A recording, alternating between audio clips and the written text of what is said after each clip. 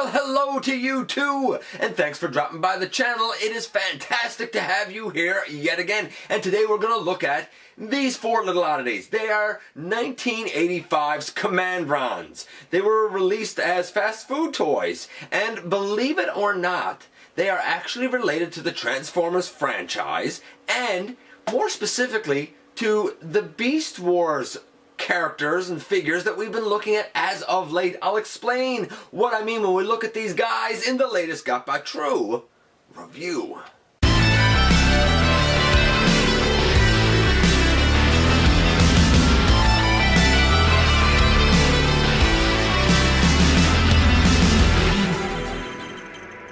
Hey guys, welcome back to the channel. I'm your host, Dennis Bolton, aka GotBot. As always, please like, comment, share, and of course subscribe. Check out Machinery Man, The Everything Factor, Transformers Collectors, NL, and me everywhere. And these are the Commandrons. There are four of them. They're not stellar. They're not great. I mean, they're fast food figures. They came out in 1985, available at McDonald's at the time.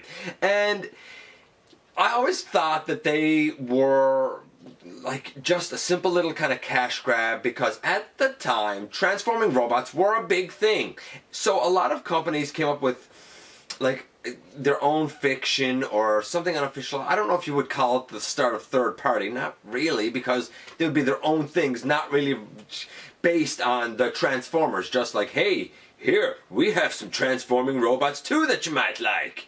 And that's really what I thought these guys were. So I don't know if you call them third party or KO or what. And then, very recently, I found out that these were actually created by Tomy, which, of course, we know today as Takara Tomy, which means that essentially these are official Transformers toys. And indeed, a couple of times, they do actually fit into the fiction. Does that mean that they're good? Does that mean that they hold a place of honor? I don't think so. They're not great. But it's interesting and quirky to find out where they fit in and how they relate to the Beast Wars, believe it or not, depending on the fiction you follow. Anyway, enough of me jabbering on about them. Let's head over to the table and take a closer look at them. And here, of course, we have the entire set of the Commandrons. Not Trons, Rons.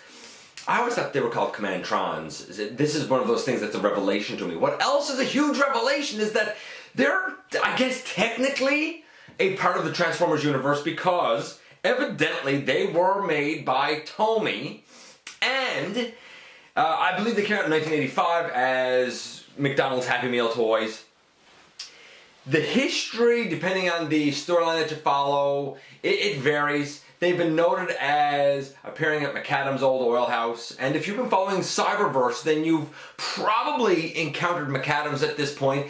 And if you didn't know, evidently he is sometimes possibly associated with Alchemist Prime. Maybe.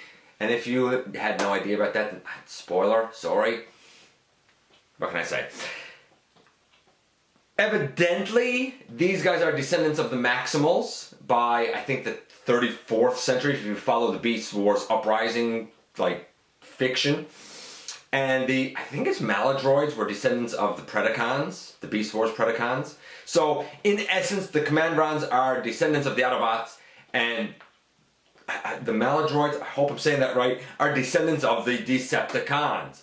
Also, worthy of note, Sterling from the IDW, I guess, Generation 1 continuity. I think maybe he's from Camnus, maybe? The color scheme of that character is based on the Commandron Solarden. And yes, all four of these do have names. And we're going to start off with this rather lame little fellow by the name, I believe, of Velociter. And I don't really know why they would call this guy Velociter. This looks more like a space drill tank thing, maybe. I don't know. I'm gonna call him Stubby McLean Pants, cause he's not good. I think this might be the worst out of the entire set. The colors, I'm gonna grade the whole set together. The colors are red, white, and blue, cause I don't know.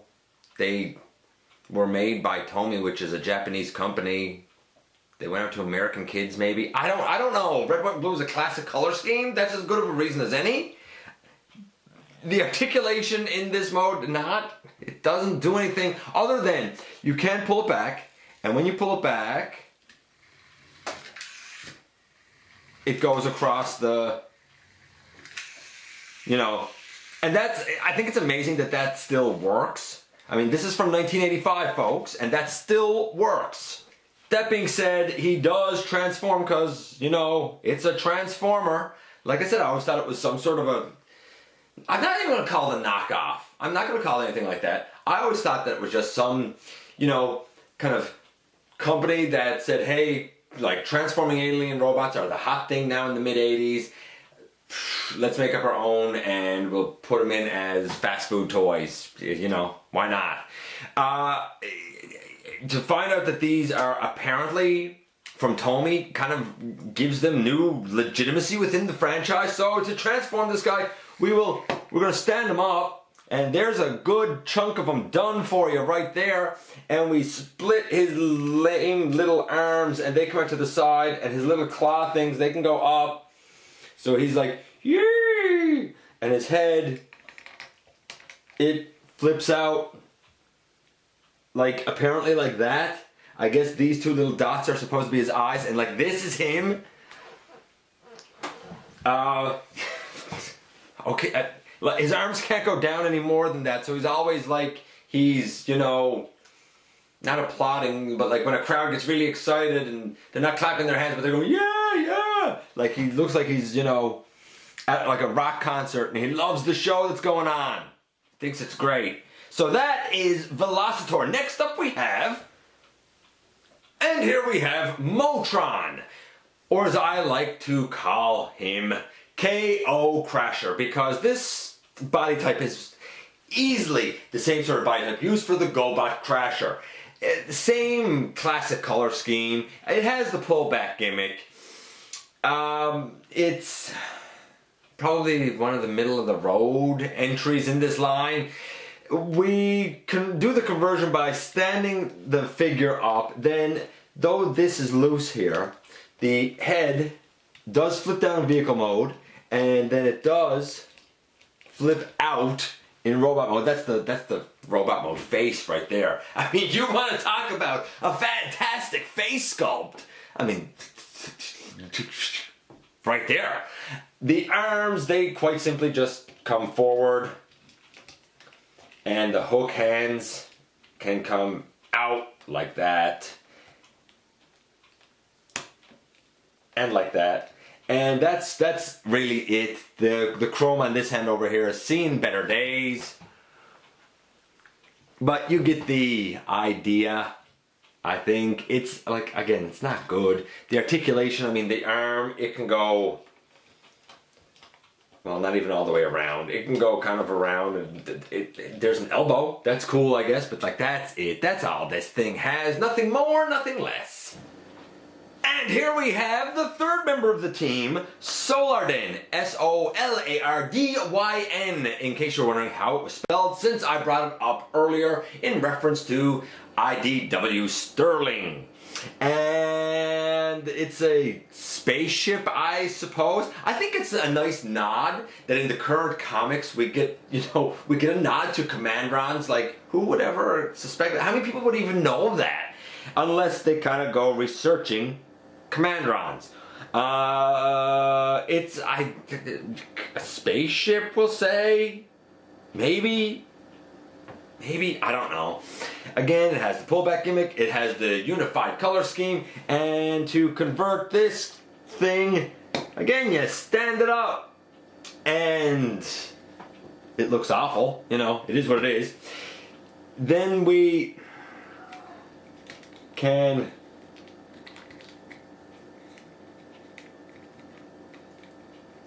is this right? Yeah. Okay, so we can do that with an arm, and then we can flip that around. And you can't pull it forward, you do have to flip it like around the body. And you take that hand thing out. that hand out, and then you flip this little piece here back, and like this is what you get. I don't know. Like, it looks awful, doesn't it? Doesn't that just look awful? But I will say this, if there's something of noteworthiness here, I would venture to say it's the fact that this thing has gorilla arms. So gorilla arms, not new. They've been on our transforming robot toys since 1985, folks. Since 1985. And last but not least, of course, we have who I think is the commander of this group of 4, that being Commander Magna. And I'm saying commander of the group because commander is in his or her name. I don't know. It's sadly, it's probably the best of the batch. This is a little red, white, and blue plane. Again, it ties in with the rest of the group in that regard, anyway. To do the conversion, and it does have the pullback gimmick. To do the conversion, in case you didn't already know, you stand it up, and this time you push the wings back and you pull the arms out, and you flip them forward. Now, we do have little hands in here. They are a bit of a nuisance to pull forward, but there's a little, like, I guess, piece on the wrist right here that you can just get your nail over to pull it out. I think I just pushed that arm back in. I did. And once you have that done, so I like to call this guy Planey McNoface. And this is because I mean his whole cockpit section is his face, and I don't know. He's all nose, I suppose. Ah, that rhymed. Again, I wouldn't call it good, but like, you gotta remember the time it came out, and I guess it's kind of typical G1 Transformer, I suppose.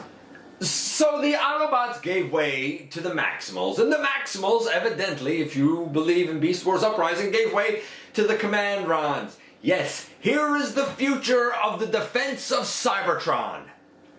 And as we enter the War for Cybertron siege line, can't you imagine these guys turning the tide of battle in favor of the Autobots? No, I can't either.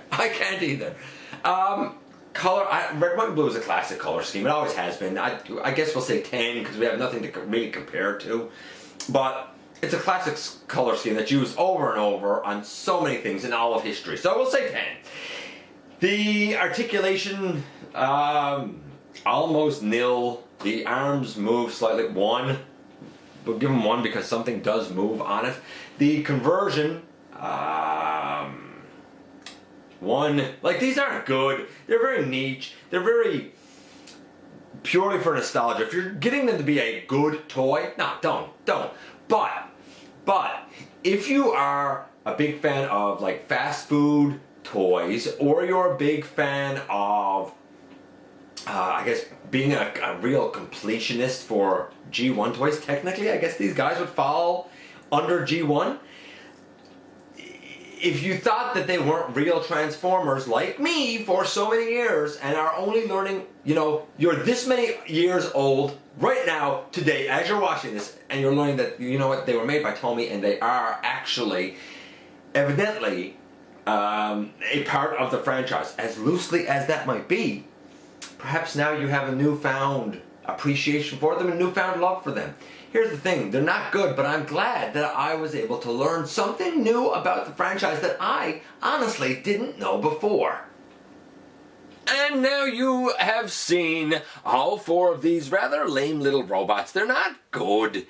They're not, I guess, a classic color scheme and a cohesive color scheme so that they all seem like a team. But knowing that, original Cybertronians that couldn't transform gave way to classic characters like Optimus Prime, Ironhide, and Prowl, which eventually gave way to their descendants being the Maximals, which gave us great characters like Rhinox, Rat Trap, and Optimus Primal. And if Beast Wars Uprising is to be believed, then they gave way to this. The future of Cybertron. The future of the franchise we know and love. You know what? Maybe, just maybe, the Commandrons as a subgroup, who knows? Maybe these four are due for an update of their own. Would you be down for that? I think I'd be down for that. Hey, why not? Yeah, maybe give them... well, the car's okay and the jet's okay, but give the other two alt modes that are recognizable as something rather than Cybertronian, because they're definitely like Spaceship Cybertronian or something. They're not good, but they're quirky, and they certainly do bring back the nostalgia factor for me. Do they have a place in your collection? Well, that's up to you. If you are into, you know, fast food toys, then yeah, probably. They were pretty great ones, considering. Do you really kind of need them for your Transformers collection? No, probably not. If you want to hunt them down, hey, go for it. Who am I to judge? It's your life and your collection. But I certainly would not overpay for these little dudes. Once again, I kind of want to thank Wayne for letting me take a look at these guys. He loves these kind of quirky figures. He gives me a lot of strange ones to look at, but I appreciate it all the same. And I appreciate you guys for dropping by, for giving me some of your extremely valuable time. Again, please hit that subscribe button. Help me out so very much. And I look forward to the next time that you and I get together to have another visit right here inside the videos.